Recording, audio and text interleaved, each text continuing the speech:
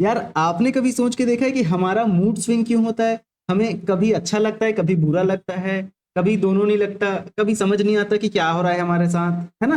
तो ये सारी चीजें कैसे होती है हमारी बॉडी में, आपने कभी सोच के देखा है? ये सारी चीजें जो है हमारी बॉडी में हार्मोन्स की वजह से होती है। हार्मोन्स एक केमिकल्स होते हैं जो बहुत ही कम अमाउंट में हमारी बॉडी में रिलीज होते हैं, और यही हार्मोन्स हमारी बॉडी में हर तरीके के इमोशंस के लिए रिस्पॉन्सिबल होते हैं।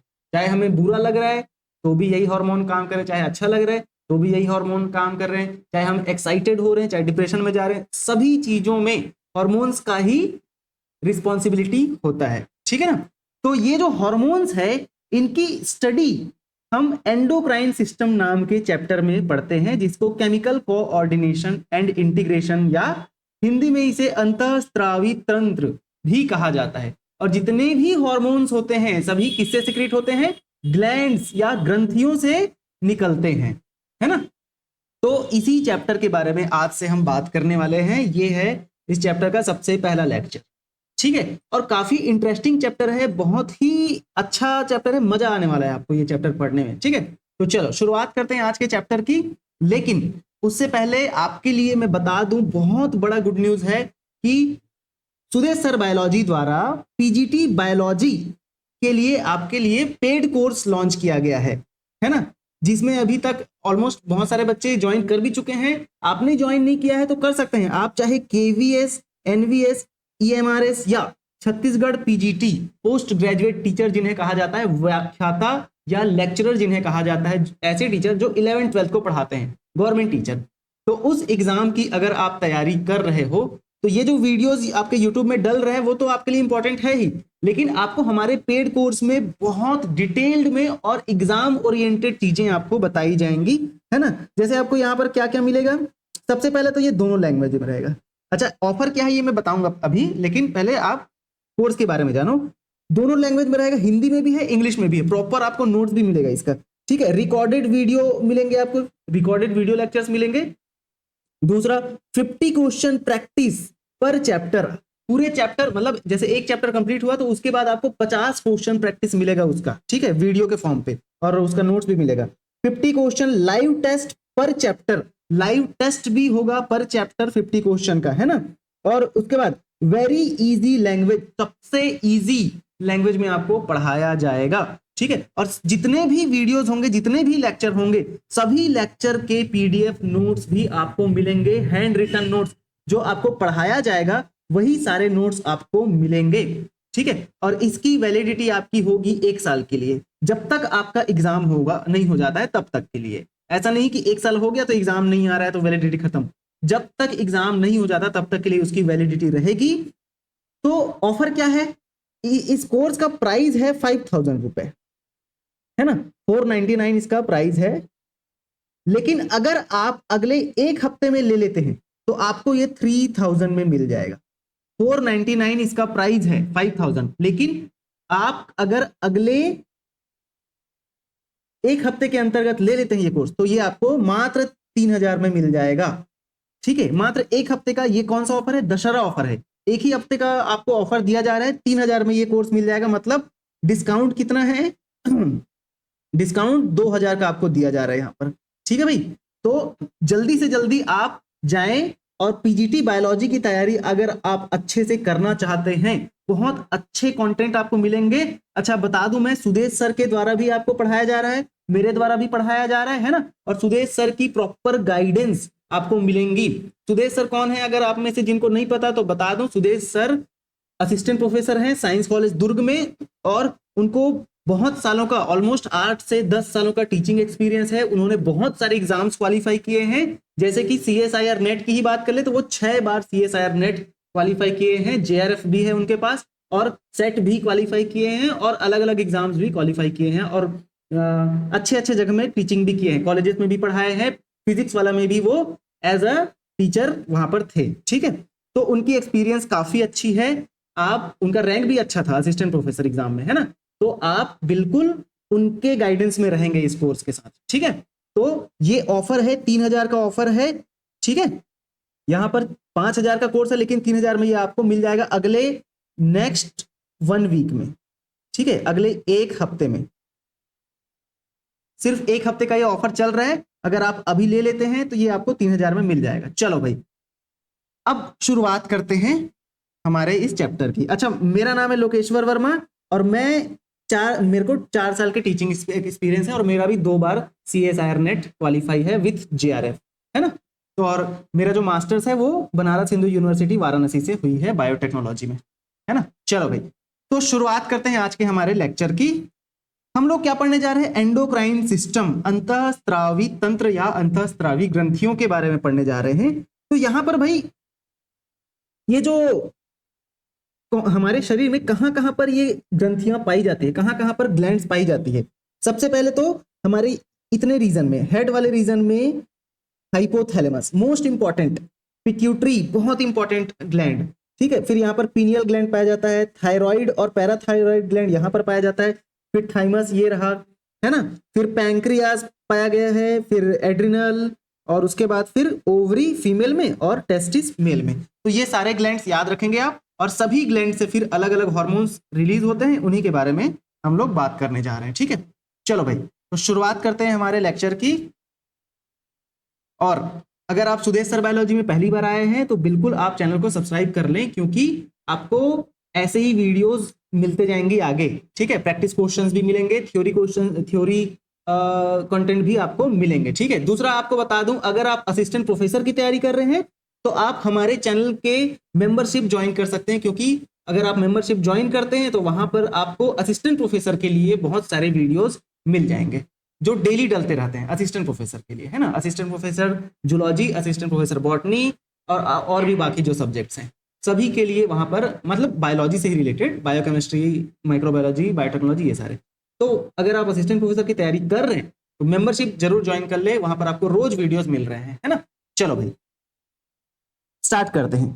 तो हमारी बॉडी में ये जो फंक्शन है ना, हमारी बॉडी का जो पूरा फंक्शन है, फिजियोलॉजिकल जो फंक्शन है, वो रेगुलेट कैसे होता है?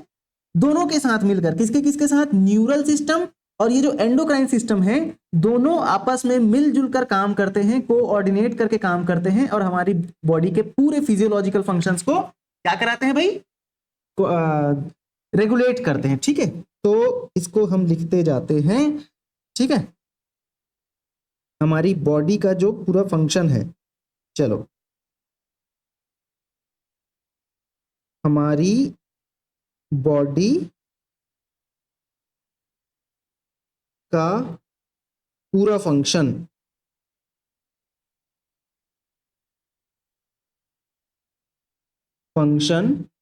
किसके द्वारा कोऑर्डिनेट होता है? एंडोक्राइन सिस्टम एंड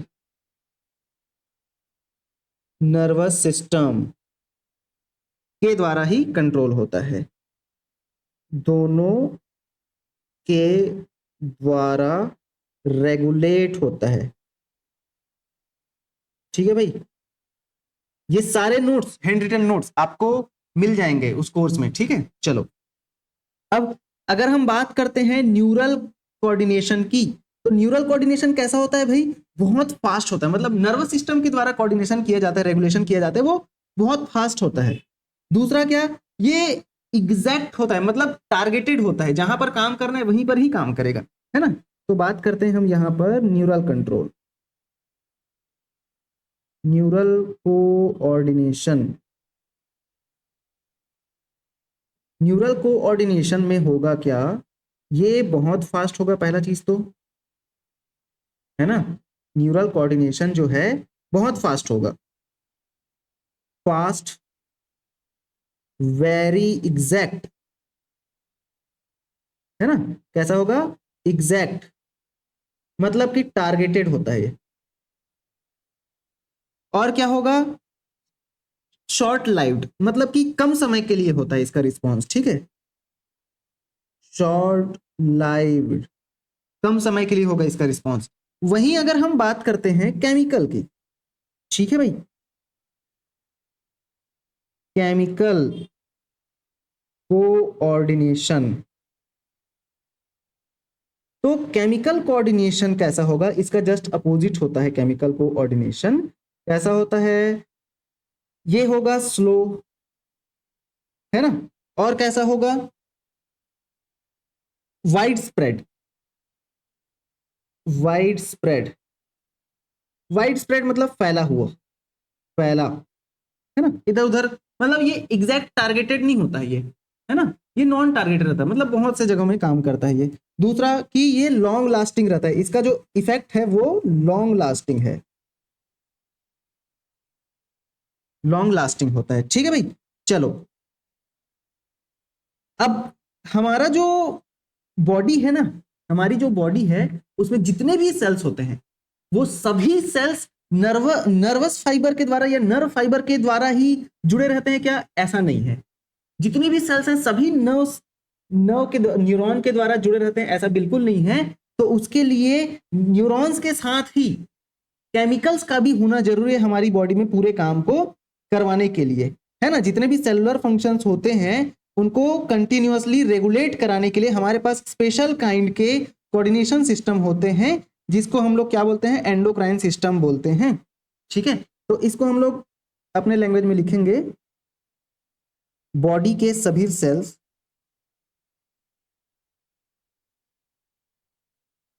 है ना, बॉडी के सभी सेल्स नर्वस सिस्टम के द्वारा, नर्व फाइबर के द्वारा कनेक्टेड नहीं होते हैं, नहीं होते हैं, ठीक है। बट बॉडी में प्रॉपर फंक्शन कराने के लिए, बॉडी में प्रॉपर फंक्शनिंग के लिए केमिकल्स भी यूज होते हैं, जो एंडोक्राइन सिस्टम द्वारा, एंडोक्राइन सिस्टम द्वारा रिलीज होते हैं, है ना भाई। एंडोक्राइन सिस्टम द्वारा रिलीज होते हैं ये केमिकल्स, और यही बॉडी के फंक्शनिंग के लिए हेल्प करते हैं, किसका? नर्वस सिस्टम का। मतलब दोनों सिस्टम आपस में मिलकर ही हमारी बॉडी में काम करते हैं भाई। चलो अब आगे फिर से बात करेंगे कुछ चीजों की, है ना। तो एंडोक्राइन सिस्टम क्या होता है ये तो आपको समझ आ गया होगा, ठीक है, कि एंडोक्राइन सिस्टम ऐसा सिस्टम जो हमारी बॉडी में केमिकल्स रिलीज करते हैं, और ये जो केमिकल्स हैं उनका अमाउंट बहुत कम होता है, और ये हमारी बॉडी में लंबे समय तक काम करते रहते हैं। अच्छा, अगर उन केमिकल्स का काम हो गया उसके बाद उनका डिग्रेडेशन हो जाता है, उनको समाप्त कर दिया जाता है, खत्म कर दिया जाता है ना। अब भाई बायोलॉजी का ऐसा कौन सा ब्रांच है जिसके थ्रू हम लोग एंडोक्राइन सिस्टम की स्टडी करते हैं? तो बायोलॉजी का वह ब्रांच जिसमें हम लोग एंडोक्राइन सिस्टम तथा फिजियोलॉजी की स्टडी करते हैं उसको बोला जाता है एंडोक्राइनोलॉजी, है ना।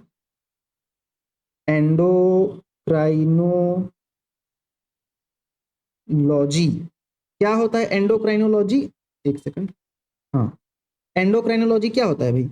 एंडोक्राइनोलॉजी मतलब बायोलॉजी का वह ब्रांच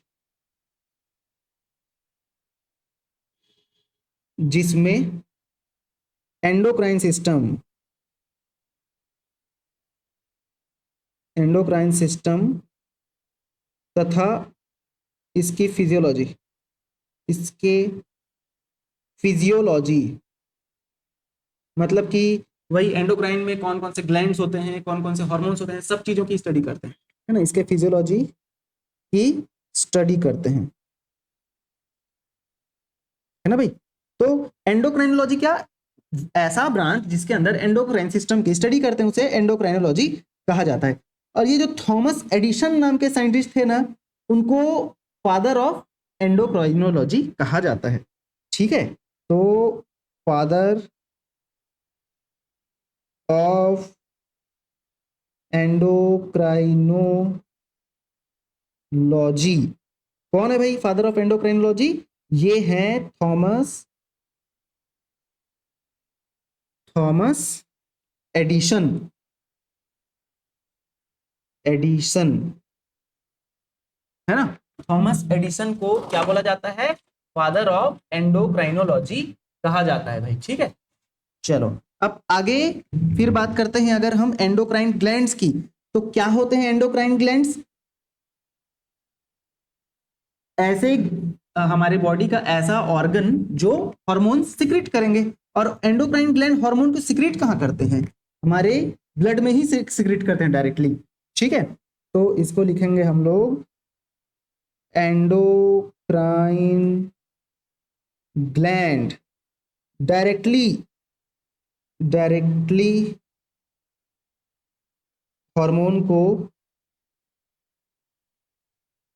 ब्लड में सिक्रेट करते हैं, ब्लड में ही सिक्रेट करते हैं, है ना, डायरेक्ट ब्लड में ही सिक्रेट कर देते हैं किसको? हार्मोन को। कौन? एंडोक्राइन ग्लैंड, ठीक है। अब भाई इन ग्लैंड में ना, एंडोक्राइन ग्लैंड में क्या होता है, भाई एंडोक्राइन ग्लैंड में डक्ट नहीं होता है, मतलब कोई भी ट्यूब नहीं पाई जाती, ठीक है। एंडोक्राइन ग्लैंड में कोई भी ट्यूब नहीं पाई जाती, ये बात आप ध्यान रखेंगे।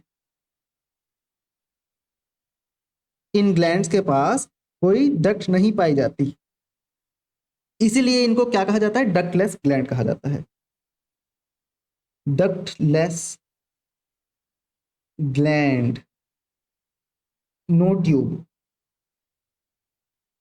नो डक्ट, ठीक है, नो डक्ट्स। कौन है ये? एंडोक्राइन, ठीक है। वही अगर हम बात करते हैं एक्सोक्राइन ग्लैंड की, तो उनमें क्या पाया जाता है? डक्ट पाया जाता है, ठीक है भाई। ग्लैंड जिनके पास में डक्ट पाया जाता है उनको एक्सोक्राइन ग्लैंड कहा जाता है, जो कि अलग अलग एंजाइम्स को रिलीज करते हैं। तो यहां पर हम लिखेंगे जिन ग्लैंड के पास डक्ट पाया जाता है उन्हें एक्सोक्राइन ग्लैंड कहते हैं, है ना। उन्हें क्या कहते हैं भाई? एक्सोक्राइन ग्लैंड कहते हैं। जैसे एंजाइम्स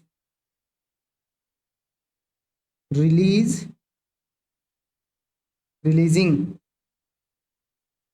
ग्लैंड्स, है ना, एंजाइम रिलीजिंग ग्लैंड्स, ऐसे ग्लैंड जो कि एंजाइम रिलीज करते हैं, ठीक है। चलो फिर आगे बात करेंगे भाई इसी में, है ना। तो अब हार्मोन क्या है? ऐसा सब्सटेंस जो कि एंडोक्राइन ग्लैंड के द्वारा रिलीज किया जाता है उसे हार्मोन कहते हैं। हार्मोन, हार्मोन किसे कहा जाता है? हार्मोन एंडोक्राइन, एक सेकंड, थोड़ा सा ना इसको पतला करते हैं यार, 9 में रखते हैं।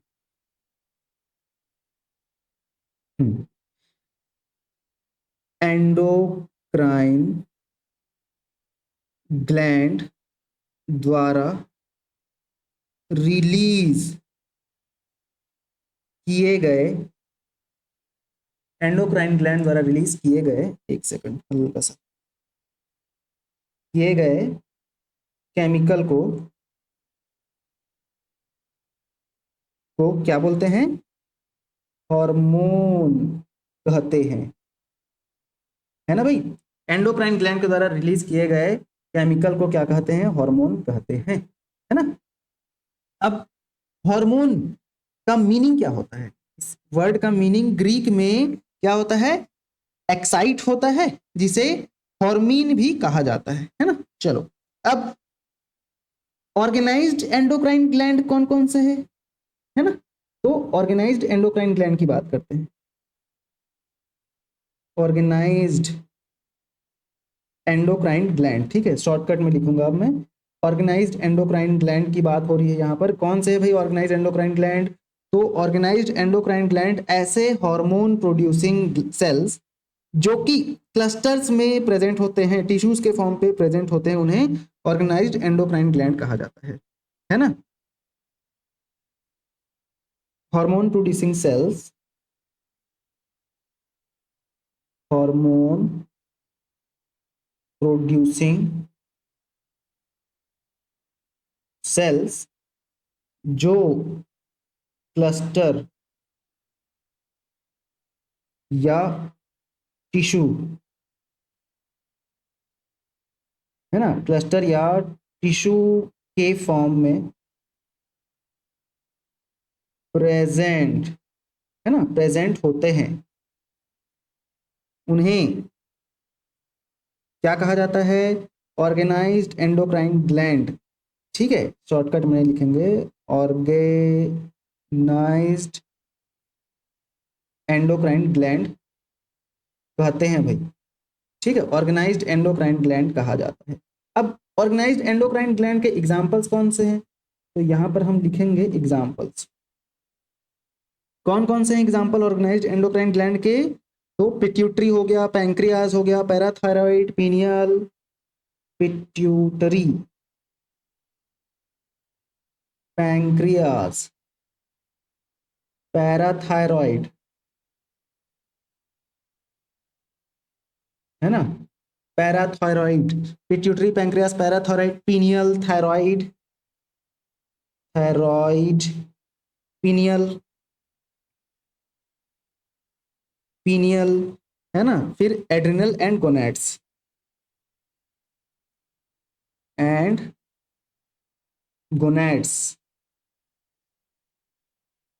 ये सारे जो ग्लैंड्स है वो ऑर्गेनाइज्ड एंडोक्राइन ग्लैंड के अंतर्गत आते हैं। वही अगर हम बात करते हैं नॉन ऑर्गेनाइज्ड की, non organised endocrine gland, non organised endocrine gland क्या होते हैं भाई? तो ऐसे ग्लैंड जो कि क्लस्टर्स में नहीं पाए जाते, स्प्रेड होते हैं, है नहीं।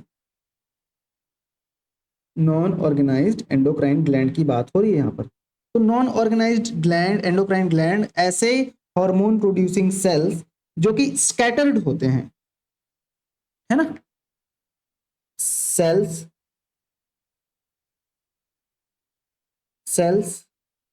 इन द फॉर्म ऑफ स्कैटर्ड, ठीक है, या cells in the scattered form, scattered form में होते हैं।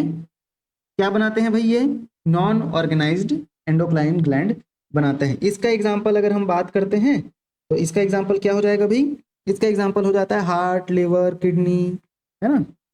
एग्जांपल हार्ट, लिवर, किडनी, और क्या हो जाएंगे?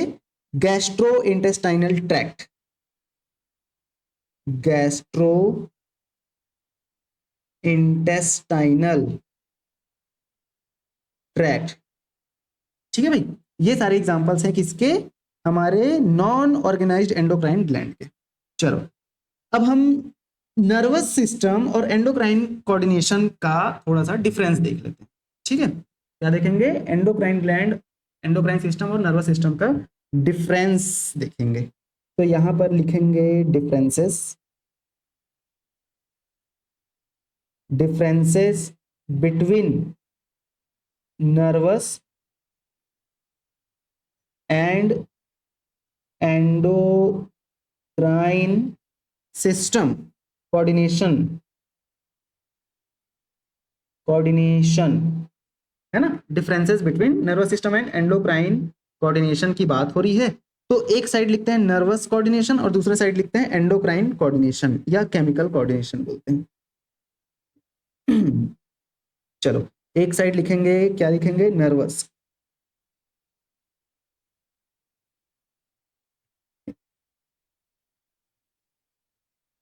नर्वस कोऑर्डिनेशन,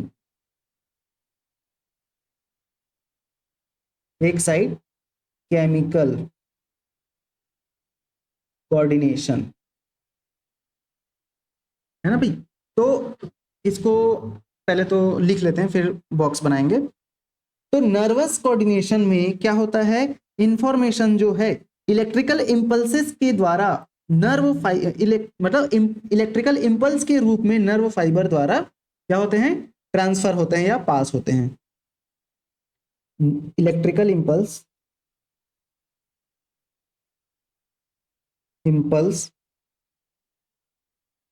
नर्व, एक सेकंड, नर्व फाइबर द्वारा पास होते हैं। वहीं अगर हम बात करते हैं केमिकल कोऑर्डिनेशन की, तो केमिकल सब्सटेंस जो है ब्लड और लिम्फ के द्वारा पास होते हैं। Chemical substance blood and lymph के द्वारा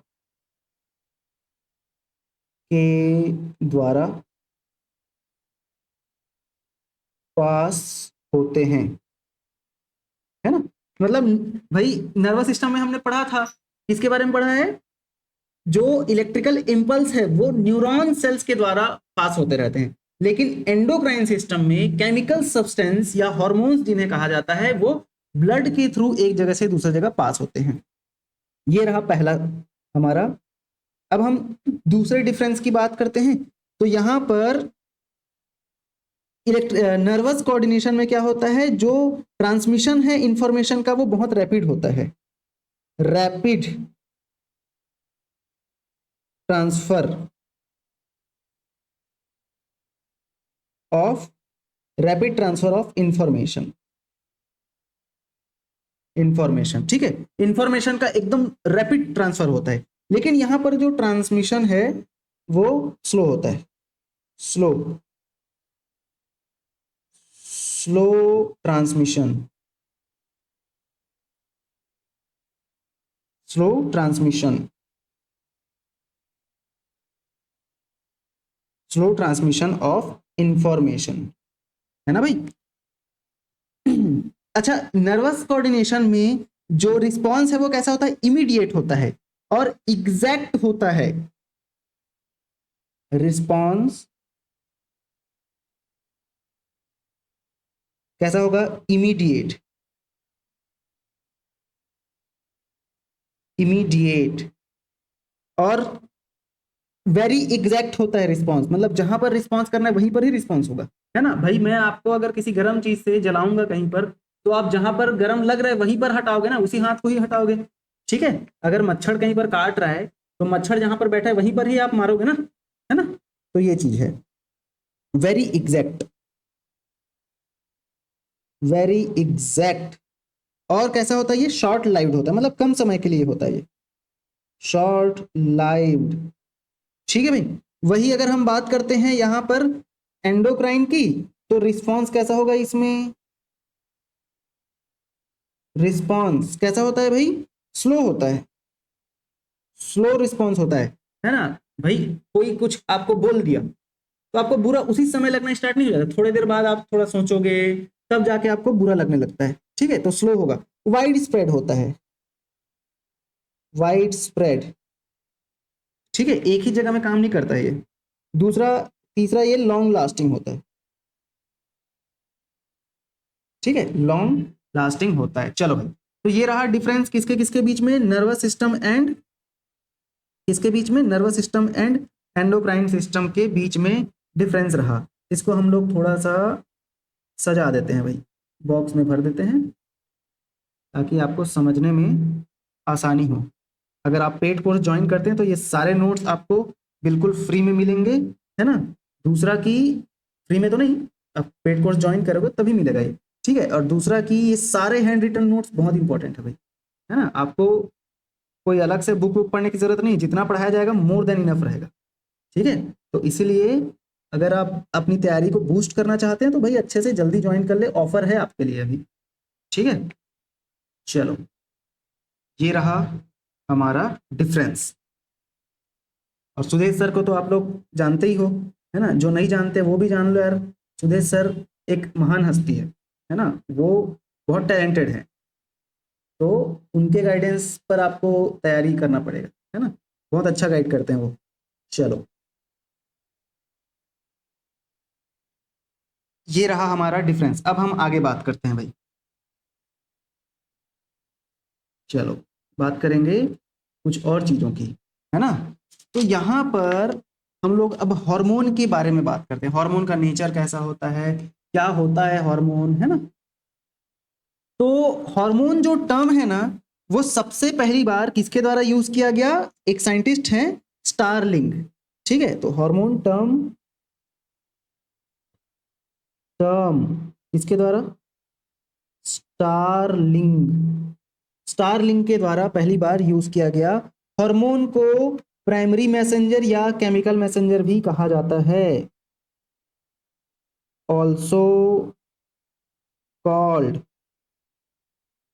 प्राइमरी और केमिकल मैसेंजर, है ना। प्राइमरी तथा केमिकल मैसेंजर्स भी कहा जाता है किसको, हार्मोन को। और हार्मोन जो है वो कैसे होते हैं, नॉन न्यूट्रिएंट होते हैं, नॉन न्यूट्रिएंट, ठीक है। मतलब कोई भी न्यूट्रिशियस प्रॉपर्टी नहीं होती है ना।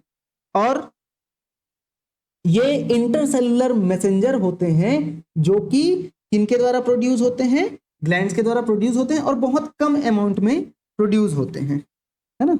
नॉन न्यूट्रिएंट, और ये नॉन न्यूट्रिएंट केमिकल है। दूसरा क्या, कि रिलीज्ड बाय ग्लैंड्स, ग्लैंड्स के द्वारा रिलीज किया जाता है। और दूसरा ये कि ये बहुत कम अमाउंट में, ये बहुत कम अमाउंट में रिलीज होते हैं, कम अमाउंट में रिलीज होते हैं भाई, लेकिन इनका जो इफेक्ट है वो बहुत अच्छा होता है और लंबे टाइम तक होता है, ठीक है।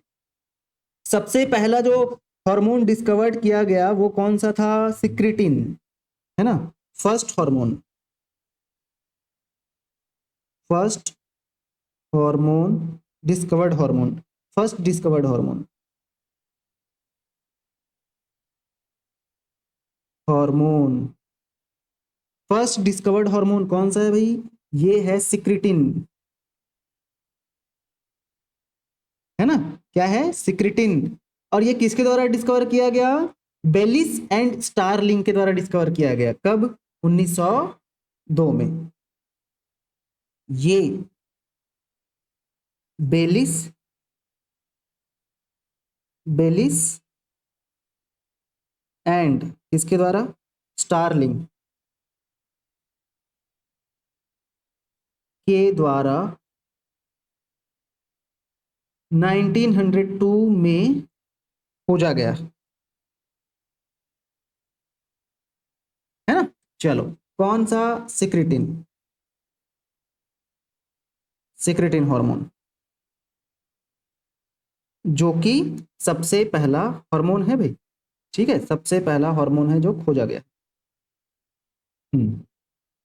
अब आगे हम यहाँ पर कुछ इंपॉर्टेंट चीजों की बात करते हैं, chemical nature of hormone, hormone का केमिकल नेचर कैसा होता है ना?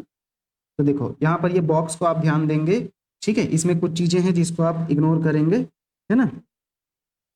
चलो, ये एक बुक से उठाया गया है तो यहाँ पर पेन वगैरह में लिख दिया गया था, ठीक है, खैर उसको आप इग्नोर करेंगे। आपके इंपॉर्टेंट, आपके लिए जो इंपॉर्टेंट है वो बातें बताता हूँ, ठीक है। चलो, यहाँ पर इधर साइड लिखा है नेचर, यहाँ पर हार्मोन का नाम लिखा है और यहाँ पर ग्लैंड लिखा है। तो सबसे पहला नेचर आता है प्रोटीनियस नेचर, जिसके अंदर अमीनो एसिड डेरिवेटिव्स की बात हो रही है। तो थायरॉक्सिन या आयोडोथायरो आयोडोथायरोनिन, ये हार्मोन का नाम है, कहां से निकलेगा, थायराइड ग्लैंड से निकलता है। वहीं एपिनेफ्रिन एंड नॉर एपिनेफ्रिन, ये कहां से निकलता है, एड्रिनल मेडुला से निकलता है, ठीक है। तो ये तीनों हार्मोन जो है प्रोटीनियस नेचर के होते हैं, और प्रोटीनियस में भी अमीनो एसिड डेरिवेटिव्स होते हैं ये। और वही दूसरा प्रोटीनियस नेचर का शॉर्ट पेप्टाइड टाइप का कौन सा हार्मोन है, वैसोप्रेसिन एंड ऑक्सीटोसिन, और दूसरा एमएसएच। वैसोप्रेसिन और ऑक्सीटोसिन हाइपोथैलेमस से निकलता है और एमएसएच कहां से निकलता है, एडिनो हाइपोफाइसिस से, है ना। फिर आते हैं हमारे लॉन्ग पेप्टाइड्स की बात करते हैं, ये भी प्रोटीनियस नेचर वाले हैं। तो लॉन्ग पेप्टाइड्स में पैराथायरॉइड हार्मोन पैराथायरॉइड से, इंसुलिन पैंक्रियाज से, और थायरोकैल्सिटोनिन ये कहाँ से, थायराइड से, और एसीटीएच ये एडिनोहाइपोफाइसिस से रिलीज होते हैं, है ना। ये चारों हार्मोन कौन से हैं, लॉन्ग पेप्टाइड्स हैं। फिर बात करते हैं अगर हम ग्लाइकोप्रोटीन की, ये भी प्रोटीनियस नेचर के अंतर्गत आता है। टीएसएच थायराइड स्टिमुलेटिंग हार्मोन, है ना, फॉलिकल स्टिमुलेटिंग हार्मोन, और ल्यूटिनाइजिंग हार्मोन एलएच, ये तीनों हार्मोन जो है एडिनोहाइपोफाइसिस से रिलीज होते हैं और ये भी ग्लाइकोप्रोटीन के अंतर्गत आते हैं। स्टेरॉइड की बात करते हैं अब अगर नेचर, तो कौन कौन से hormone, mineralocorticoids, glucocorticoids, testosterone, oestrogen and progesterone, ये सारे स्टेरॉइड हार्मोन हैं। मिनरेलोकॉर्टिकॉइड कहाँ से, एड्रिनल कॉर्टेक्स से। ग्लूकोकॉर्टिकॉइड कहाँ से, एड्रिनल कॉर्टेक्स से।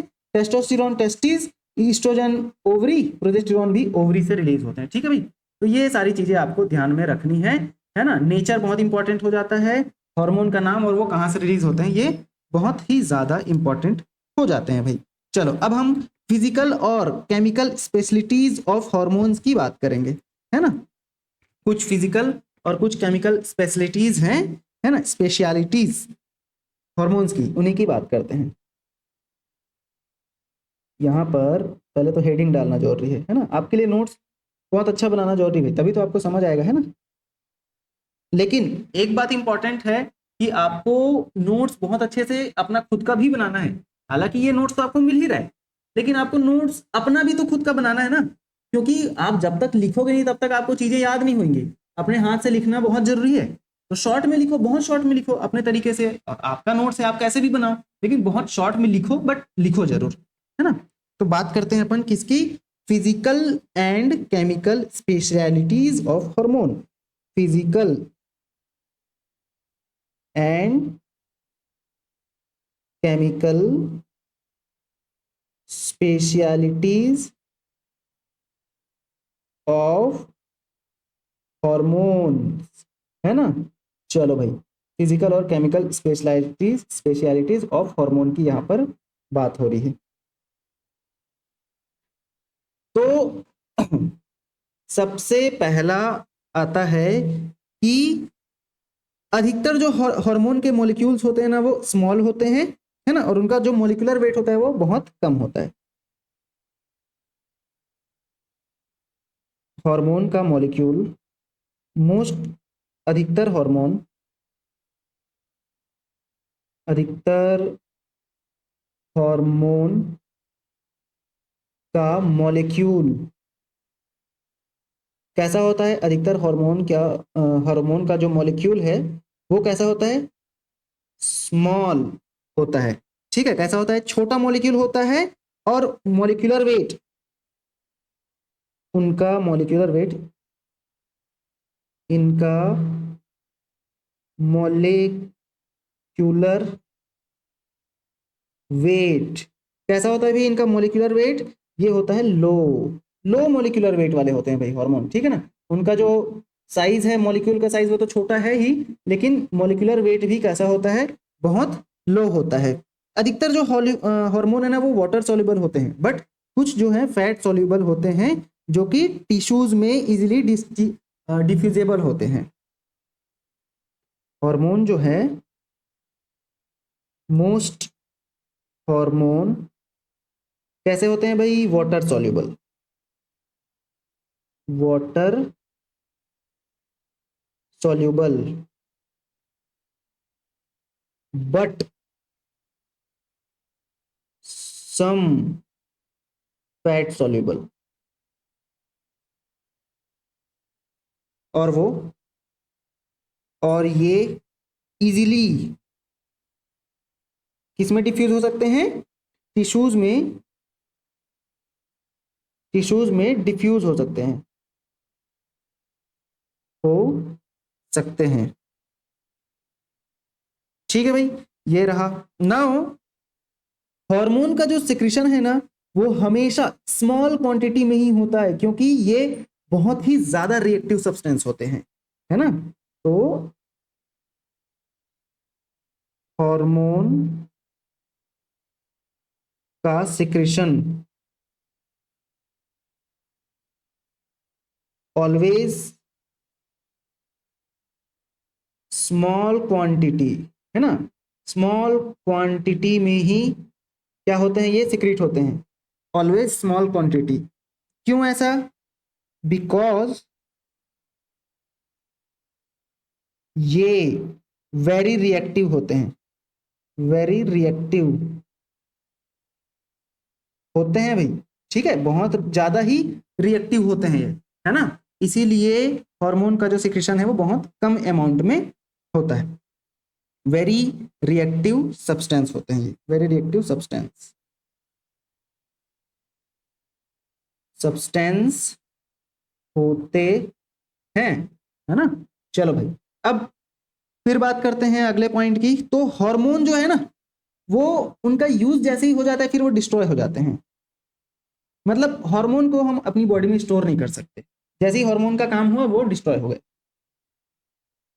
हार्मोन के काम होते ही वो डिस्ट्रॉय हो जाते हैं। हार्मोन हार्मोन का काम होते ही वो डिस्ट्रॉय हो जाते हैं, है ना, हार्मोन का काम होते ही वो डिस्ट्रॉय हो जाते हैं, डिस्ट्रॉय हो जाते हैं। उन्हें बॉडी में स्टोर नहीं किया जा सकता भाई, स्टोर नहीं किया जा सकता, स्टोर नहीं किया जा सकता, ठीक है भाई, स्टोर नहीं किया जा सकता है, क्योंकि भाई पहली बात तो सबसे स्मॉल क्वांटिटी में वो रिलीज हो रहे हैं, बहुत कम क्वांटिटी में। दूसरा कि उनका काम होते ही वो खत्म हो जा रहा है, तो स्टोर कैसे करोगे। बट एक एक्सेप्शन है यहाँ पर, थायरॉक्सिन, जो कि हमारी बॉडी में स्टोर हो सकते हैं। एक्सेप्शन, इसको लिखेंगे अपन रेड में, एक्सेप्शन। एक्सेप्शन क्या है भाई? एक्सेप्शन थायरॉक्सिन, है ना। थायरॉक्सिन क्या है? थायरॉक्सिन जो है एक्सेप्शन है, इसको स्टोर किया जा सकता है, ठीक है। चलो, हाँ, अब फिर आगे कुछ चीजों की बात करते हैं। लिवर और किडनी, लिवर और किडनी है ना, वही ब्लड से हार्मोन को क्या करते हैं, सेपरेट करते हैं और उन्हें डिकम्पोज करते हैं, है ना। अभी मैंने बताया कि जो हार्मोन है उनका काम होती है वो क्या हो जाते हैं, डिकम्पोज हो जाते हैं। तो कहाँ पर डिकम्पोज होते हैं? लिवर और किडनी में ही, है ना। लिवर एंड किडनी क्या करते हैं, डिकम्पोज करते हैं, किसको? हार्मोन को, हार्मोन को सेपरेट और डिकम्पोज करते हैं ब्लड से सेपरेट, ब्लड से सेपरेट और डिकम्पोज, डिकम्पोज करते हैं, है ना। ब्लड से सेपरेट करने का काम और डिकम्पोज करने का काम कौन करता है? लिवर और किडनी करता है ना। अब भाई यहां पर डिकम्पोज करने के बाद भी तो कुछ बनेगा ना प्रोडक्ट, वो जो प्रोडक्ट है हमारे यूरिन के द्वारा बाहर कर दिया जाता है और उसे फिर से यूटिलाइज नहीं किया जा सकता, ठीक है। तो यहां पर हम लिखेंगे डिकम्पोजिशन के, डिकम्पोज होने के बाद वेस्ट प्रोडक्ट को यूरिन के द्वारा बाहर कर दिया जाता है ना, यूरिन के द्वारा बाहर कर दिया जाता है, जिसे रीयूटिलाइज नहीं किया जा सकता, है ना, रीयूटिलाइज नहीं किया जा सकता, ठीक है भाई। रीयूटिलाइज नहीं किया जा सकता है किसको? जो हार्मोन है जिन्हें डिकम्पोज किया जा चुका है, ठीक है। अच्छा, जो हार्मोन है ना वो नॉन एंटीजेनिक होते हैं और नॉन स्पीसीज स्पेसिफिक सब्सटेंस होते हैं, याद रखेंगे आप ये बात। हार्मोन जो है, हार्मोन नॉन एंटीजेनिक, मतलब भाई एंटीजेनिक मतलब क्या, एंटीजन ऐसे होते हैं, वो होते हैं जो डिसीज कॉज करवाते हैं। तो हार्मोन एक से दूसरे में अपन ट्रांसफर कर सकते हैं, वो नॉन एंटीजेनिक होते हैं, है ना। और दूसरा कि स्पीसीज स्पेसिफिक नहीं होते हैं, मतलब ऐसा नहीं कि एक स्पीसीज में अलग हार्मोन पाया जाएगा तो दूसरे स्पीसीज में अलग हार्मोन, सब में सेम हार्मोन पाया जाता है अगर पाया जा रहा है तो, है ना। Non antigenic and non species specific, ठीक है भाई, ये बात आप ध्यान में रखेंगे, है ना। चलो अब हम ना हार्मोनल रिएक्शंस जो होता है ना, उसके रिएक्शंस कैसे होते हैं उसकी बात करते हैं, मैकेनिज्म ऑफ हार्मोनल रिएक्शन। तो यहां पर अगर हम हार्मोन के मैकेनिज्म की बात करते हैं, हार्मोन एक्शन के मैकेनिज्म की बात करेंगे, वो दो टाइप का होता है ना, mechanism of hormone action two type, दो टाइप, जिसकी हम आगे बात करेंगे, है ना। एक वाटर सॉल्युबल के साथ होगा और दूसरा लिपिड सॉल्युबल के साथ होगा। तो चलो बात करते हैं अपन। जब हार्मोन है वो ब्लड स्ट्रीम को इंटर करता है, तो वो ऑलमोस्ट सभी सेल के पास में जाकर, मतलब सभी सेल के पास जाएगा बॉडी के, है ना। हार्मोन इंटर करते ही, hormone blood cell, blood stream को, ब्लड स्ट्रीम को इंटर करते ही,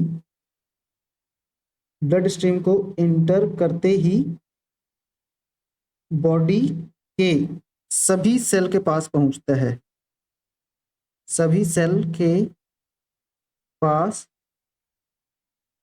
पहुंचता है।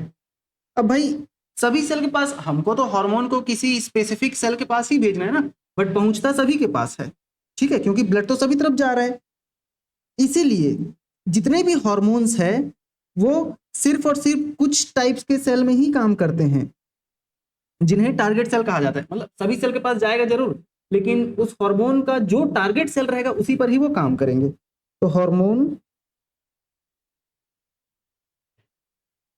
हार्मोन टारगेट सेल पर ही काम करते हैं, पर ही एक्ट करते हैं, है ना।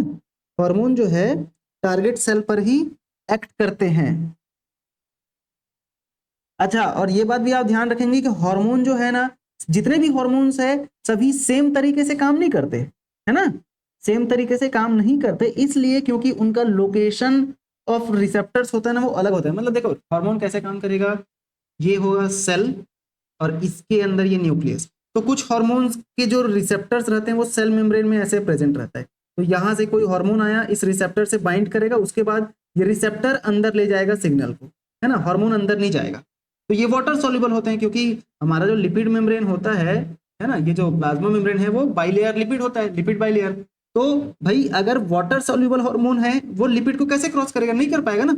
इसीलिए सेल सरफेस पर ही इसके रिसेप्टर्स होते हैं कुछ हार्मोन के, लेकिन कुछ हार्मोन जो है फैट सॉल्युबल होते हैं, लिपिड सॉल्युबल होते हैं। तो वो इस प्लाज्मा मेम्ब्रेन को इंटर कर जाते हैं, और जैसे ही इंटर करते हैं तो इसका काम अंदर साइटोप्लाज्म के अंदर हो सकता है, या ऐसे न्यूक्लियस के पास इसका रिसेप्टर हो सकता है, या इसको इसके अंदर भी भेज सकते हैं, न्यूक्लियस के अंदर ऐसा। तो लिपिड सॉल्युबल अंदर जा सकता है, उसको इंट्रा सेलुलर भी कहा जाता है ना, क्योंकि सेल के अंदर की बात हो रही है, इंट्रा सेलुलर, ठीक है। तो यहां पर हार्मोन के टारगेट सेल कौन होते हैं, जिन पर सॉरी, जिन पर उन्हें काम करना है। अब जैसे ही वो टारगेट सेल के पास पहुंचते हैं तो लिपिड सॉल्युबल वाले अंदर घुस जाएंगे और वाटर सॉल्युबल बाहर से ही अपना काम करने लगेंगे। तो सभी हार्मोन्स के स्पेसिफिक रिसेप्टर्स होते हैं, ये बात आप याद रखेंगे। और सभी हार्मोन का एक स्पेसिफिक रिसेप्टर होता है, इसीलिए सभी हार्मोन अलग अलग तरीके से काम करते हैं, है ना। उनका रिसेप्टर भी अलग अलग जगह रहता है, कुछ का प्लाज्मा मेम्ब्रेन, कुछ का न्यूक्लियस, है ना। तो इसको लिखेंगे अपन, सभी हार्मोन, सभी हार्मोन सेम वे में काम नहीं करते हैं, सेम वे में काम नहीं करते हैं। क्यों भाई? क्योंकि उनका सभी का रिसेप्टर, सभी का रिसेप्टर का लोकेशन का लोकेशन अलग अलग होता है, अलग होता है। किसी का प्लाज्मा मेम्ब्रेन में ही रहेगा, किसी का न्यूक्लियस के अंदर रहेगा, है ना। रिसेप्टर, रिसेप्टर मतलब जो हार्मोन को रिसेप्ट करेगा, रिसीव कर रहे हैं, है ना। चलो, अब हार्मोन जो है दो टाइप के हैं, ये हम अभी बात कर रहे थे, इसी की बात करते हैं। हार्मोन दो टाइप, ये वाला जो दो टाइप है वो भी यही है ना। तो हार्मोन जो है दो टाइप के हैं। कौन कौन से दो टाइप हैं भाई हार्मोन के? एक होता है वाटर सोल्यूबल और दूसरा क्या है? Lipid soluble. चलो, दो टाइप के हार्मोन, सेलेक्ट हो जाओ भाई। दो टाइप के हार्मोन यहाँ पर अपन लिखेंगे, है ना। कौन कौन सा? पहला वाटर सॉल्यूबल और दूसरा लिपिड सॉल्यूबल या fat soluble. Water soluble hormone, lipid soluble hormone, ठीक है भाई। चलो, अब दोनों क्या क्या चीज है बात करते हैं। हार्मोन जो है अपने इफेक्टर सेल में क्या करते हैं?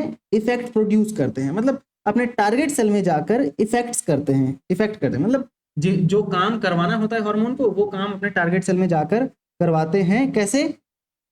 एक स्पेसिफिक प्रोटीन होता है जिसे हार्मोन रिसेप्टर्स कहा जाता है। तो हार्मोन रिसेप्टर्स क्या होते हैं भाई? Hormone receptors, hormone receptors basically protein है,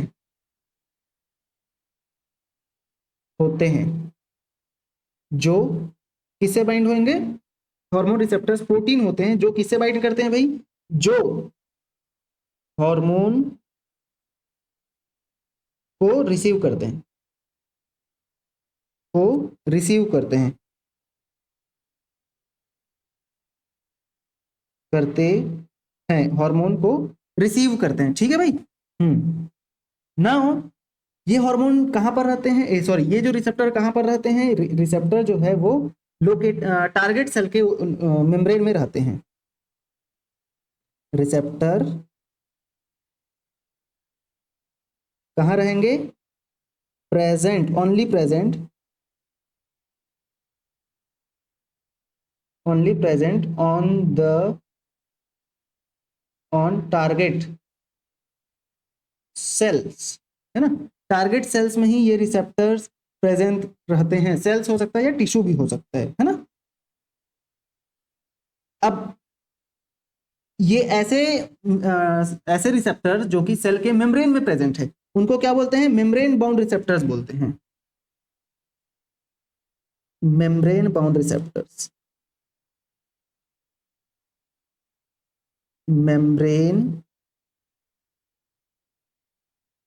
बाउंड रिसेप्टर्स, ठीक है भाई। मेम्ब्रेन बाउंड रिसेप्टर्स क्या होते हैं? तो ऐसे रिसेप्टर्स जो कि मेम्ब्रेन के ऊपर प्रेजेंट रहते हैं, है ना। ऐसे रिसेप्टर्स जो सेल मेम्ब्रेन में प्रेजेंट रहते हैं, टारगेट सेल के मेम्ब्रेन में उपस्थित, ठीक है। ऐसे रिसेप्टर जो टारगेट सेल के मेम्ब्रेन में उपस्थित रहते हैं उन्हें मेम्ब्रेन बाउंड रिसेप्टर्स कहते हैं। और वहीं पर ऐसे रिसेप्टर्स जो कि सेल के अंदर प्रेजेंट रहते हैं उनको इंट्रा सेलुलर रिसेप्टर कहते हैं। क्या बोलते हैं भाई? Intra cellular receptor, intra cellular receptor, है ना। इंट्रा सेलुलर रिसेप्टर क्या होते हैं? ये इंट्रा सेलुलर रिसेप्टर ये प्रेजेंट होते हैं सेल के अंदर, उपस्थित होते हैं भाई, सेल के अंदर उपस्थित होते हैं, प्लाज्मा मेम्ब्रेन में नहीं, ठीक है। अब अधिकतर जो है ना न्यूक्लियर रिसेप्टर्स होते हैं, याद रखेंगे, अधिकतर जो इंट्रासेलुलर रिसेप्टर्स हैं वो न्यूक्लियर रिसेप्टर्स होते हैं, जो कि कहां पर प्रेजेंट रहेंगे, न्यूक्लियस में प्रेजेंट रहते हैं। अब हार्मोन जो है रिसेप्टर के साथ बाइंड करता है, जैसे ही हार्मोन रिसेप्टर के साथ बाइंड किया तो वहां पर एक कॉम्प्लेक्स बन जाता है जिसे हार्मोन रिसेप्टर कॉम्प्लेक्स बोलते हैं। क्या बोलते हैं? Hormone receptor complex. Hormone receptor complex क्या होते हैं भाई ये hormone receptor complex? Hormone receptor complex क्या होते हैं? हार्मोन रिसेप्टर कॉम्प्लेक्स ऐसे कॉम्प्लेक्स जो हार्मोन और हार्मोन प्लस रिसेप्टर से मिलकर बनते हैं, उन्हें हार्मोन रिसेप्टर कॉम्प्लेक्स बोल देते हैं। ठीक है क्या? जितने भी रिसेप्टर्स हैं ना वो स्पेसिफिक होते हैं सिर्फ और सिर्फ एक हार्मोन के लिए, है ना, इसीलिए रिसेप्टर्स को क्या बोलते हैं? स्पेसिफिक बोला जाता है। ऑल सभी रिसेप्टर्स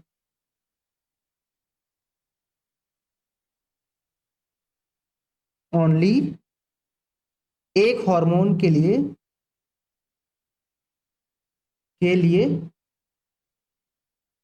स्पेसिफिक होते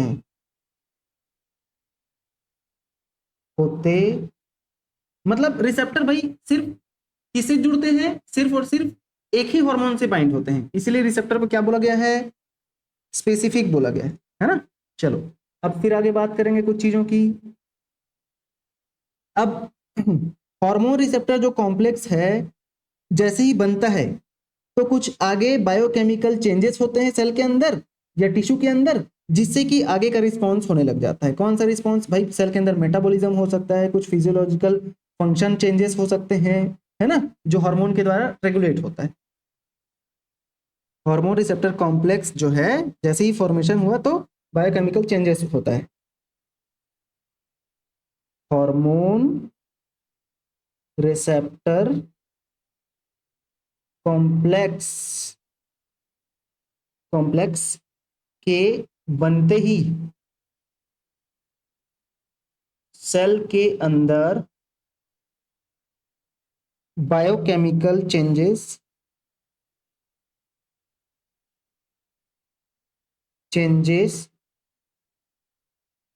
स्टार्ट हो जाता है ना, सेल के अंदर बायोकेमिकल चेंजेस स्टार्ट हो जाता है और जो भी फिजियोलॉजिकल फंक्शन हार्मोन के द्वारा कराया जाना है वो स्टार्ट हो जाता है। अब हम यहां पर बात करेंगे किसकी? वाटर सॉल्यूबल हार्मोन की बात करें। Water soluble hormone, water soluble hormone, पहला वाटर सॉल्यूबल हार्मोन क्या होते हैं भाई? वाटर सॉल्युबल हार्मोन ऐसे हार्मोन जो कि वाटर के साथ में घुल सकते हैं, hormone which interact with membrane bound receptors.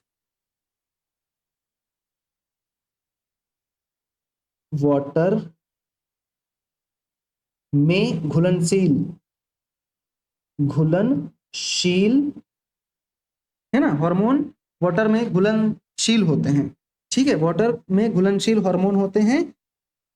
दूसरा कि ये मेम्ब्रेन बाउंड रिसेप्टर्स से नॉर्मल बाइंड तो करेंगे लेकिन ये मेम्ब्रेन को इंटर नहीं कर पाएंगे, मतलब सेल के अंदर इंटर नहीं कर पाते।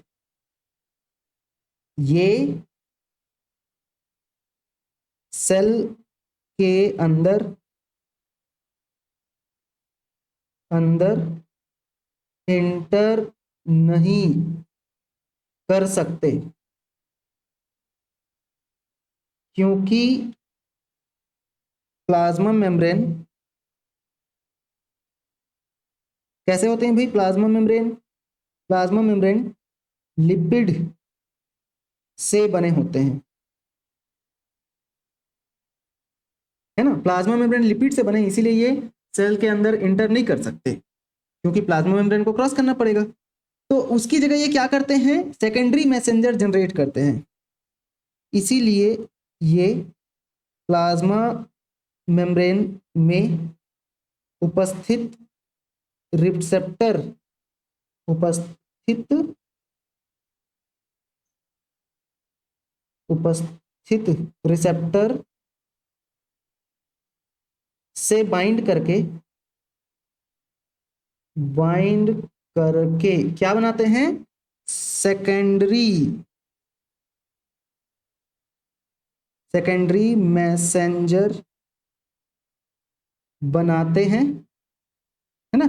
सेकेंडरी मैसेंजर बनाते हैं, जैसे कि कौन कौन से सेकेंडरी मैसेंजर, साइक्लिक एग्जाम्पल है ये ना, साइक्लिक, एएमपी, और क्या बनाएंगे, IP3, ये सब सेकेंडरी मैसेंजर के एग्जाम्पल है। कैल्शियम, है ना, ये सारे एग्जाम्पल है सेकेंडरी मैसेंजर के। ये सभी, ये सेकेंडरी मैसेंजर क्या करते हैं, सेलुलर मेटाबॉलिज्म को रेगुलेट करते हैं,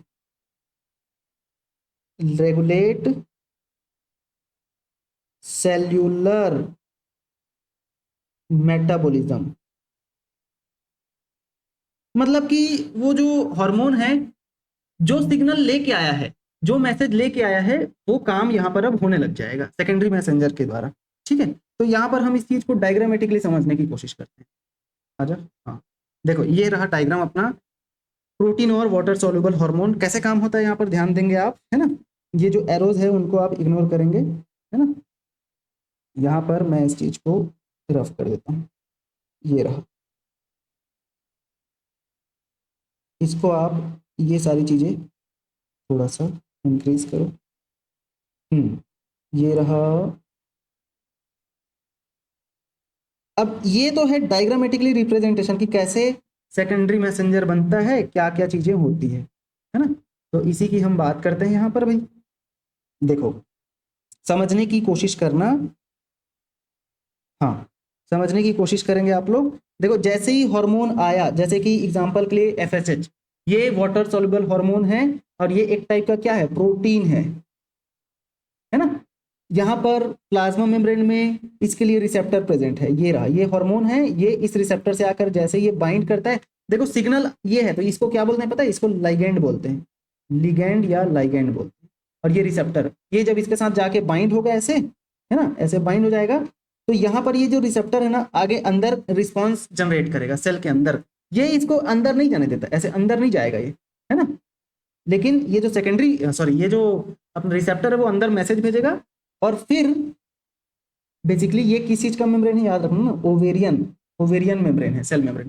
तो यहाँ पर, क्योंकि यहाँ पर FSH हम लोग एग्जांपल लिए हैं इसीलिए, तो रिस्पांस पहला जनरेट हुआ, फिर जैसे ही पहला रिस्पांस जनरेट हुआ तो जनरेशन ऑफ सेकेंडरी मैसेंजर, जैसे कि साइक्लिक AMP और कैल्शियम, ये जनरेट हुआ सेकेंडरी मैसेंजर, और यहाँ पर फिर बायोकेमिकल रिस्पॉन्सेस होंगे, और जो भी फिर फिजियोलॉजिकल रिस्पॉन्स जनरेट करना होगा, जैसे कि ओवेरियन ग्रोथ, ये होने लग जाएगा। तो ये है हमारा वाटर सॉल्यूबल हार्मोन एक्शन, ठीक है, वाटर सॉल्युबल हार्मोन एक्शन है। वही अगर हम बात करते हैं किसकी, लिपिड सॉल्युबल हार्मोन की, तो यहां पर दूसरा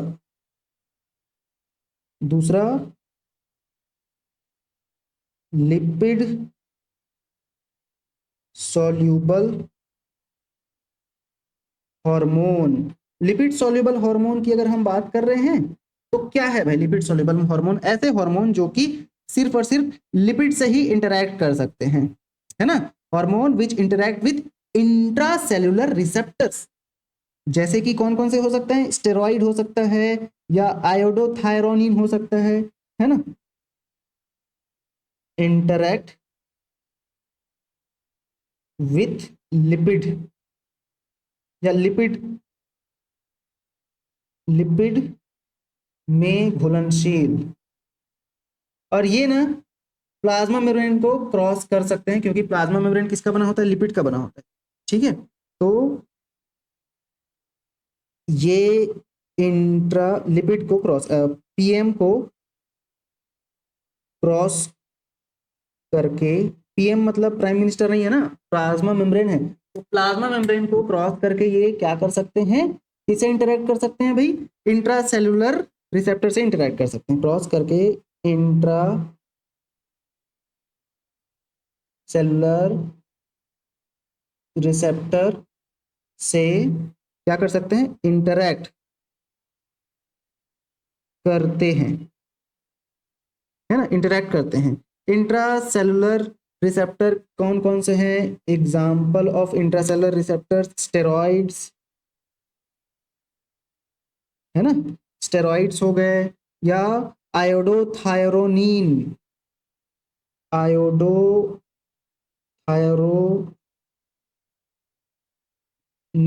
है ना, आयोडोथायरोनिन, ये इसका एग्जाम्पल हो गया। यहां पर ना ये जो लिपिड सोल्यूबल हार्मोन है अधिकतर टाइम क्या करते हैं? जीन एक्सप्रेशन को कंट्रोल करते हैं या क्रोमोसोमल फंक्शन को कंट्रोल करते हैं। ये मोस्टली, कलर दूसरा लेंगे, ये मोस्टली क्या करते हैं? जीन एक्सप्रेशन या क्रोमोसोम फंक्शन को कंट्रोल करते हैं, है ना, कंट्रोल करते हैं भाई, कंट्रोल करते हैं जीन एक्सप्रेशन या क्रोमोसोम, क्योंकि ये इंटर कर पा रहे हैं सेल मेम्ब्रेन को, तो न्यूक्लियस के अंदर जाके क्रोमोसोम से सीधा बाइंड करते हैं और क्रोमोसोम के फंक्शन को क्या करते हैं? रेगुलेट करते हैं। इंटरेक्शन किसके साथ? इंटरेक्ट करके, क्रोमोसोम के साथ इंटरेक्ट करके, है ना। अब यहां पर जो बायोकेमिकल एक्शन होता है वो क्या करवाता है? डेवलपमेंट करवाता है, ठीक है ना, फिजियोलॉजिकल तथा डेवलपमेंटल इफेक्ट करवाता है।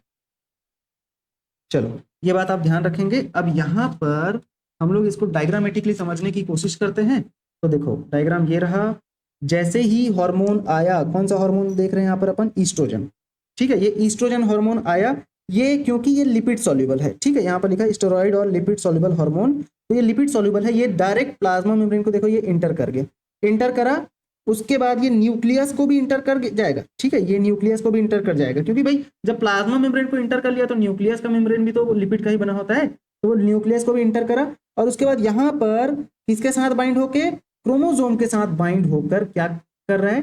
हार्मोन रिसेप्टर कॉम्प्लेक्स बना लिया, जीनोम के साथ बाइंड होकर हार्मोन रिसेप्टर कॉम्प्लेक्स बनाया, और फिर ये आगे जाकर क्या कर रहा है?